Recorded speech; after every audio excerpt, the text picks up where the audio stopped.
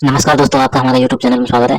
पशु परिचर के लिए हमने नई टेस्ट सीरीज चालू की है। 10 दिन में आप पशु परिचर की तैयारी कर सकते हैं। इसमें फर्स्ट रिवीजन द्वारा मॉडल पेपर तैयार किए गए हैं। आप मॉडल पेपर को जल्दी जल्दी 1 या 2 बार 3 बार जितनी बार हो सके फर्स्ट रिवीजन कीजिए और इसमें आप कम समय में अच्छी तैयारी कर पाएंगे। और आपने यदि अगर चैनल को सब्सक्राइब नहीं किया तो चैनल को सब्सक्राइब कर लीजिए, वीडियो को लाइक कीजिए, शेयर कीजिए। अब देखते हैं आज का हमारा अपना मॉडल पेपर। मादा पशु के जनन तंत्र का प्राथमिक अंग कौन सा है दोस्तों? इसका जो राइट आंसर हो जाएगा वो है इसमें, बताइए प्राथमिक अंग, तो वो है दोस्तों अंडाशय। यहाँ पर अपना डी नंबर का ऑप्शन राइट आंसर हो जाएगा। ये मादा पशुओं में प्राथमिक लैंगिक अंग होता है, कौन? अंडाशय। और ये इसका कार्य है वो अंडाणु तथा हार्मोन का उत्पादन करना है, ठीक है, अंडाशय का। तो यहाँ पर डी नंबर ऑप्शन बिल्कुल सही। आगे देखिए सेकंड नंबर का प्रश्न है, मादा पशु में सर्वप्रथम स्रावित दूध कोलेस्ट्रम प्रदान करता है। तो ये कोलेस्ट्रम प्रदान करता है दोस्तों, इसको कोलेस्ट्रम भी बोलते हैं और खीस भी बोलते हैं, ठीक है। और ये दोस्तों प्रथम जो दूध होता है मादा पशु का, ठीक है, ब्याने के बाद में, उसको बोलते हैं दोस्तों ये कोलेस्ट्रम या खीस। और ये पीले रंग का होता है और गाढ़ा होता है। तो यहाँ पर ये क्या प्रदान करता है? तो ये रोग प्रतिरोधक शक्ति प्रदान करता है। तो यहाँ पर बी नंबर का ऑप्शन बिल्कुल सही उत्तर हो जाएगा, याद रखना। ये शिशु को संक्रमण से बताता है दोस्तों। आगे देखिए यहाँ पे 3 नंबर का प्रश्न है, निम्नलिखित में से कौन सी संरचना नर में सहायक जनन ग्रंथि है? बताइए निम्न में से कौन सी नर में सहायक जनन ग्रंथि है, कौन सी? तो दोस्तों इसका राइट आंसर हो जाएगा वो है प्रोटेस्ट ग्रंथि संरचना। प्रोटेस्ट ग्रंथि है, ये नर में सहायक जनन ग्रंथि है। यहाँ पर ए नंबर का जो ऑप्शन है वो इसका बिल्कुल सही उत्तर हो जाएगा, याद रखना। आगे देखिए 4 नंबर का प्रश्न है, मादा युग्मक क्या उत्पन्न करते हैं? मादा युग्मक क्या उत्पन्न करते हैं दोस्तों? इसका राइट आंसर हो जाएगा वो है क्या उत्पन्न करते हैं दोस्तों? देखिए यहाँ पर अंडाणु और डिंब ये दोनों प्रदान करते हैं। राइट आंसर हो जाएगा यहाँ पे डी नंबर का ऑप्शन बिल्कुल सही उत्तर इसमें हो जाएगा, याद रखना, ठीक है। आगे देखिए यहाँ पे 5 नंबर का प्रश्न है, भेड़ व बकरियों में शरीर का सामान्य तापमान कितने डिग्री फारेनहाइट होता है? भेड़ व बकरियों के जो शरीर का सामान्य तापमान है वो कितना होता है? तो वो होता है 102 डिग्री फारेनहाइट। 102 डिग्री फारेनहाइट होता है दोस्तों। यहाँ पर बी नंबर ऑप्शन बिल्कुल सही उत्तर हो जाएगा, याद रखना, ठीक है। आगे देखिए यहाँ पे 6 नंबर का प्रश्न है, ऊँटनी के नवजात बच्चे को किस नाम से जाना जाता है? ऊँटनी के नवजात बच्चे को किस नाम से जाना जाता है? तो दोस्तों इसको केमल काफ के नाम से जानते हैं, केमल काफ के नाम से जानते हैं ऊँटनी के नवजात बच्चे को। और यहाँ पर देखिए ये किड दे रखा है, ये किड बकरी के नवजात बच्चे को दोस्तों किड कहते हैं, ठीक है। और यहाँ पे लेम्ब दे रखा है, लेम्ब किसको बोलते हैं दोस्तों? आप सभी को पता होगा, लेम्ब सुअर के बच्चे को बोलते हैं। तो यहाँ पर अपना इसमें राइट आंसर हो जाएगा बी नंबर का ऑप्शन बिल्कुल सही। आगे देखिए यहाँ पे सुअर में बदियाकरण की प्रक्रिया कौन सी है? बताइए सुअर में बदियाकरण की प्रक्रिया है वो कौन सी है? तो दोस्तों इसका जो राइट आंसर हो जाएगा वो है दोस्तों, देखिए सुअर में बदियाकरण की प्रक्रिया को दोस्तों एक तो स्टेज बोलते हैं, ठीक है, एक तो स्टेज बोलते हैं और एक है दोस्तों होग बोलते हैं। तो स्टेज या होग, तो यहाँ पे होग ऑप्शन में दे रखा है, तो यहाँ पर सी नंबर का ऑप्शन बिल्कुल सही उत्तर हो जाएगा, याद रखना, ठीक है। और ये जो बीटर दे रखा है, ये भेड़ व बकरी में बदियाकरण की जो प्रक्रिया है उसको बीटर कहते हैं। यहाँ पर सी नंबर ऑप्शन सही। 8 नंबर का प्रश्न इसमें देखिए, घोड़ी के बच्चे को किस नाम से पुकारा जाता है? घोड़ी के बच्चे को किस नाम से पुकारा जाता है? राइट आंसर हो जाएगा दोस्तों, घोड़ी के बच्चे को फोल कहते हैं, ठीक है, क्या कहते हैं? फोल। तो यहाँ पर अपना इसमें राइट आंसर हो जाएगा ए नंबर का ऑप्शन बिल्कुल सही, फोल। और दोस्तों सुअर के बच्चे को क्या बोलते हैं? पिगलेट, ये भी याद रखना है। तो यहाँ पर अपना इसमें ए नंबर ऑप्शन सही, फोल। आगे देखिए यहाँ पे जाइगोमेटिक लार ग्रंथि किस पशु में पाई जाती है? जाइगोमेटिक लार ग्रंथि कौन से पशु में पाई जाती है? तो दोस्तों ये कुत्ते में पाई जाती है, ठीक है, किसमें? कुत्ते में पाई जाने वाली दोस्तों ये जाइगोमेटिक लार ग्रंथि है। यहाँ पर डी नंबर का जो ऑप्शन है वो इसका बिल्कुल सही उत्तर इसमें हो जाएगा। आगे देखिए 10 नंबर का प्रश्न है, पाचन तंत्र व श्वसन तंत्र का उभयनिष्ठ या कोमन अंग कौन सा है? पाचन तंत्र व श्वसन तंत्र का उभयनिष्ठ या कॉमन अंग कौन सा है दोस्तों? इसका जो राइट आंसर हो जाएगा वो है इसमें कौन सा? तो वो है ग्रसनी। कौन सा है? ग्रसनी। यहाँ पर ए नंबर का ऑप्शन बिल्कुल सही उत्तर हो जाएगा, ग्रसनी। नेक्स्ट आगे देखिए यहाँ पे 11 नंबर का प्रश्न है, निम्नलिखित में से कौन सा एंजाइम स्टार्च को माल्टोज में परिवर्तित करता है? बताइए कौन सा एंजाइम स्टार्च को माल्टोज में परिवर्तित करता है? इसका राइट आंसर हो जाएगा वो है दोस्तों टाइलिन एंजाइम है, वो स्टार्च को माल्टोज में परिवर्तित करता है। यहाँ पर ए नंबर का जो ऑप्शन है वो इसका बिल्कुल सही उत्तर इसमें हो जाएगा, याद रखना, ठीक है। आगे देखिए यहाँ पे 12 नंबर का प्रश्न है, निम्नलिखित में से कौन सा सही क्रम है? कौन सा सही क्रम है वो अपने को दोस्तों यहाँ पर बताना है। तो दोस्तों इसमें देखिए नासागुहा, ठीक है, ग्रसनी, लेरिंग्स, श्वसन, श्वसनिकाएं, कुपिकाएं, तो ये अपना इसमें सही है। राइट आंसर हो जाएगा ए नंबर का ऑप्शन बिल्कुल सही है, क्रम यहाँ पर बिल्कुल सही दे रखा है। 13 नंबर का प्रश्न है, फेफड़ों से ऑक्सीजनीकृत होकर रक्त कहाँ आता है? फेफड़ों से ऑक्सीजनीकृत होकर रक्त कहाँ आता है दोस्तों? इसका राइट आंसर हो जाएगा, देखिए इसमें रक्त आता है बाया आलिंद में, बाया आलिंद में। ए नंबर का ऑप्शन बिल्कुल सही उत्तर इसमें हो जाएगा, याद रखना, बाया आलिंद में फेफड़ों से शुद्ध रक्त आकर बाया नीला में दोस्तों ये जाता है, ठीक है। राइट आंसर हो जाएगा यहाँ पे ए नंबर ऑप्शन बिल्कुल सही। आगे देखिए पक्षियों में धमनी का उत्पादन कहाँ से होता है? बताइए दोस्तों पक्षियों में ध्वनि का उत्पादन कहाँ से होता है? तो ये इसका राइट आंसर हो जाएगा वो है सिरिक्स। यहाँ पर बी नंबर का ऑप्शन बिल्कुल सही हो जाएगा, सिरिक्स। बी नंबर ऑप्शन बिल्कुल सही, सिरिक्स। आगे देखिए 15 नंबर का प्रश्न है, ऐसे रोग जीवाणु विषाणु प्रोटोजोआ व परजीवी द्वारा फैलते हैं उसे कहते हैं? ऐसे रोग जीवाणु विषाणु प्रोटोजोआ व परजीवी द्वारा फैलते हैं उसे क्या कहते हैं? तो दोस्तों उसे संक्रामक रोग कहते हैं। क्या कहते हैं? संक्रामक रोग। ए नंबर का ऑप्शन बिल्कुल सही हो जाएगा। ऐसे रोग जीवाणु विषाणु प्रोटोजोआ परजीवी द्वारा फैलते हैं, वे रोग कौन कौन से हैं? खुरपका, मुहपका, ठीक है, जोहन्स रोग, क्षय रोग, तो ये संक्रामक रोग की श्रेणी में आते हैं। ए नंबर ऑप्शन बिल्कुल सही।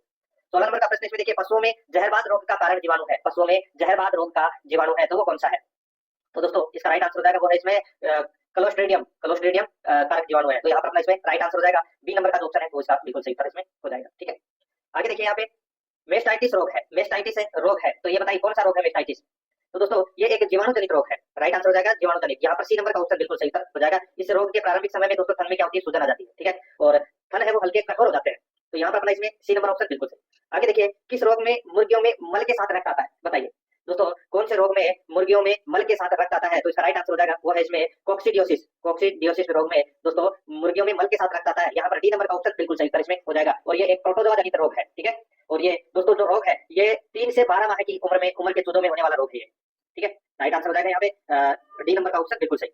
आगे देखिए यहाँ पे 19 नंबर का प्रश्न है, भोटिया, शेरपा और किन्नौरी समुदाय की गुमंतु गढ़वाले जातियां किस राज्य में पाई जाती है? बताइए। शेरपा, भोटिया, किन्नौरी समुदाय की गुमंतु ये गढ़वाले नहीं है, ये दोस्तों चरवाहे है, ठीक है। भोटिया, शेरपा और किन्नौरी समुदाय की गुमंतु चरवाहे जातियां किस राज्य में पाई जाती है? दोस्तों ये पाई जाती है उत्तराखंड में, ठीक है, उत्तराखंड में। यहाँ पर इसमें right answer C number option हो जाएगा, उत्तराखंड।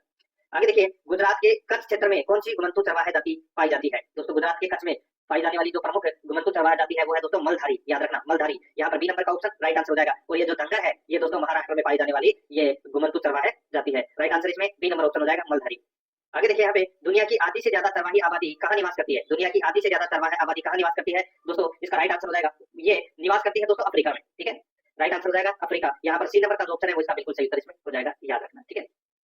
आगे देखिए, युगांडा में कौन सी गुमंतु चरवाही जाति पाई जाती है? युगांडा में कौन सी गुमंतु चरवाही जाति पाई जाती है? तो दोस्तों राइट आंसर हो जाएगा यहाँ पर देखिए तुर्काना, तुर्काना चरवाही जाति पाई जाती है दोस्तों युगांडा में। यहाँ पर सी नंबर का ऑप्शन है वो इसका बिल्कुल सही उत्तर हो जाएगा, याद रखना। और ये यहाँ पे देखिए कपा भी सदे रखा है ना, ये सूडान की चरवाही जाति है दोस्तों ये गुमंतु, ठीक है, सूडान की है, ये भी याद रखना। सी नंबर ऑप्शन इसका बिल्कुल सही, तुर्काना। आगे देखिए, निम्नलिखित में से कौन सा युग्म सुमेलित नहीं है? कौन सा युग्म सुमेलित नहीं है वो अपने को यहाँ पर बताना है। दोस्तों देखिए यहाँ पे गिर जो अभ्यारण्य है, ठीक है, इसके अंदर दोस्तों देखिए एशियाई शेर पाया जाता है, बिल्कुल सही बात है। केवला देव में साइबेरियन सारस पाया जाता है, तो दोस्तों ये भी बिल्कुल सही है। काजीरंगा में एक सिंग वाला गेंडा पाया जाता है, ये भी बिल्कुल सही है। दाचीग्राम बाघ गलत हो जाएगा, दाचीग्राम कहाँ है? ये वन्यजीव अभ्यारण्य दाचीग्राम, तो दोस्तों ये जम्मू कश्मीर में है। और इस अभ्यारण्य के अंदर दोस्तों हंगुल या कश्मीरी हिरण है वो आपको देखने को मिलेंगे, बाघ अभ्यारण्य नहीं है, तो ये गलत हो जाएगा। तो यहाँ पर डी नंबर का ऑप्शन बिल्कुल सही।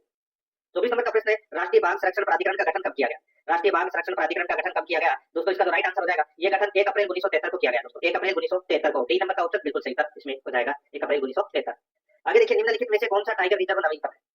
कौन सा टाइगर रिजर्व नवीनतम है? दोस्तों इसका जो राइट आंसर हो जाएगा वो है, बताइए।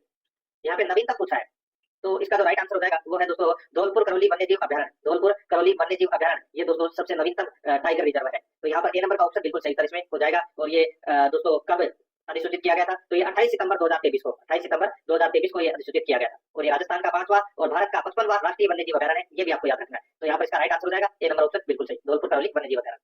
आगे देखिए, भारत में राष्ट्रीय उद्यानों की संख्या कितनी है? दोस्तों भारत में राष्ट्रीय उद्यानों की जो संख्या है वो दोस्तों कितनी है? तो वो है 106, 106 है राष्ट्रीय उद्यानों की संख्या। तो यहाँ पर अपना इसमें राइट आंसर हो जाएगा बी नंबर ऑप्शन बिल्कुल सही। आगे देखिए, पशुपालन के अंतर्गत कौन सा कार्य शामिल नहीं है? बताइए, पशुपालन के अंतर्गत कौन सा कार्य शामिल नहीं है? तो यहाँ पर देखिए इसमें दोस्तों भोजन देना है, प्रजनन करना है, रोगों पर नियंत्रण करना है, निर्माण कार्य नहीं है दोस्तों इसमें, ठीक है, निर्माण कार्य इसमें शामिल नहीं होता। तो यहाँ पर इसका right answer D number option हो जाएगा। आगे देखिए, दूध में सबसे अधिक वसा प्रतिशत किस प्रजाति के दूध में पाई जाती है? सर्वाधिक वसा है वो दोस्तों भैंस के दूध में पाई जाती है, ठीक है। राइट आंसर हो जाएगा यहाँ पे बी नंबर ऑप्शन बिल्कुल सही, 7.38% वसा पाई जाती है दोस्तों भैंस के दूध में। तो यहाँ पर बी नंबर ऑप्शन बिल्कुल सही। 29 नंबर का प्रश्न इसमें देखिए, मुर्गी की कौन सी नस्ल एकदम सफेद होती है? मुर्गी की कौन सी नस्ल एकदम सफेद होती है? तो इसका राइट आंसर हो जाएगा दोस्तों लेगहॉर्न नस्ल। कौन सी? लेगहॉर्न नस्ल है ये दोस्तों, एकदम सफेद रंग की होती है, ठीक है। और ये अंडा उत्पादन हेतु विश्व में सर्वश्रेष्ठ नस्ल मानी जाती है। यहाँ पर सी नंबर का ऑप्शन बिल्कुल सही हो जाएगा। आगे देखिए, निम्नलिखित में से असत्य कथन कौन सा है वो बताना है, ठीक है, असत्य कथन कौन सा है वो दोस्तों अपने को यहाँ पर बताना है। दोस्तों देखिए यहाँ पे CSWRI यानी कि केंद्रीय भेड़ एवं ऊन अनुसंधान केंद्र, यहाँ पर अविकानगर बीकानेर में स्थित है। तो दोस्तों बीकानेर में थोड़ी है, ये अविकानगर मालपुरा टॉप में स्थित है। तो अपना पहला ही क्या हो जाएगा इस प्रश्न का राइट आंसर हो जाएगा, क्योंकि ये असत्य कथन है, ठीक है। बाकी इसमें देखिए CTRI मखदूम उत्तर प्रदेश में स्थित है, ठीक है। बाकी इसमें सारे के सारे सही दे रखे हैं दोस्तों। तो यहाँ पर ए नंबर ऑप्शन बिल्कुल सही। आगे देखिए, भारतीय चारागाह एवं चारा अनुसंधान केंद्र किस राज्य में स्थित है? भारतीय चारागाह एवं चारा अनुसंधान केंद्र किस राज्य में स्थित है? राइट आंसर हो जाएगा ये दोस्तों झांसी उत्तर प्रदेश में स्थित है। कहाँ पर? झांसी उत्तर प्रदेश में। यहाँ पर डी नंबर ऑप्शन बिल्कुल सही हो जाएगा। आगे देखिए, 32 नंबर का प्रश्न है, गिर गाय का प्रजनन केंद्र कहाँ पर स्थित है? गिर गाय का प्रजनन केंद्र कहाँ पर स्थित है? तो दोस्तों ये डग झालावाड़ में स्थित है। कहाँ पर? डग झालावाड़ में। यहाँ पर डी नंबर का ऑप्शन बिल्कुल सही, डग झालावाड़ में। आगे देखिए, 33 नंबर का प्रश्न है, निम्नलिखित में से किस इकाई का उपयोग नवजात बछड़ों के लिए किया जाता है? किस इकाई का दोस्तों उपयोग नवजात बछड़ों के लिए किया जाता है? इसका जो राइट आंसर हो जाएगा वो है दोस्तों इसमें कौन सा, बताइए। तो वो है दोस्तों यहाँ पर देखिए, जो काल्फ पेन है इसका उपयोग दोस्तों नवजात बछड़ों के लिए किया जाता है। तो ये नवजात बछड़ों के लिए उपयोग की जाने वाली इकाई है जहां इन्हें सुरक्षित रखा जाता है। तो यहाँ पर इसका राइट आंसर हो जाएगा वो है सी नंबर का जो ऑप्शन है वो इसका बिल्कुल सही। आगे देखिए दोस्तों, यहाँ पे देखिए बंद आवास प्रणाली में, देखिए बंद आवास प्रणाली में केल्विन बॉक्स का आकार क्या होता है? बताइए दोस्तों, बंद आवास प्रणाली में केल्विन बॉक्स का आकार क्या होता है? इसका जो राइट आंसर हो जाएगा, केल्विन बॉक्स का जो आकार है ये दोस्तों 100 से 150 वर्ग फीट होता है, ठीक है, ताकि गाय को आराम मिल सके। तो यहाँ पर अपना इसमें राइट आंसर हो जाएगा बी नंबर का ऑप्शन बिल्कुल सही उत्तर हो जाएगा। ये कैल्विन बॉक्स है, ये गायों के प्रसव के लिए एक विशेष स्थान होता है। यहाँ पर बी नंबर ऑप्शन बिल्कुल सही। आगे देखिए, डीप लिटर प्रणाली में बिछावन को शुष्क रखने के लिए मिलाया जाता है। डीप लिटर प्रणाली में बिछावन को शुष्क रखने के लिए मिलाया जाता है। तो दोस्तों इसमें मिलाया जाता है, देखिए सुपर फास्फेट और भुजा हुआ चूना मिलाया जाता है। यहाँ पर डी नंबर का ऑप्शन बिल्कुल सही उत्तर हो जाएगा, बी और सी दोनों। 36 नंबर का प्रश्न इसमें देखिए, मिनरल की कमी के कारण पशुओं में पाई जाने वाली खराब आदत इनमें से कौन सी है?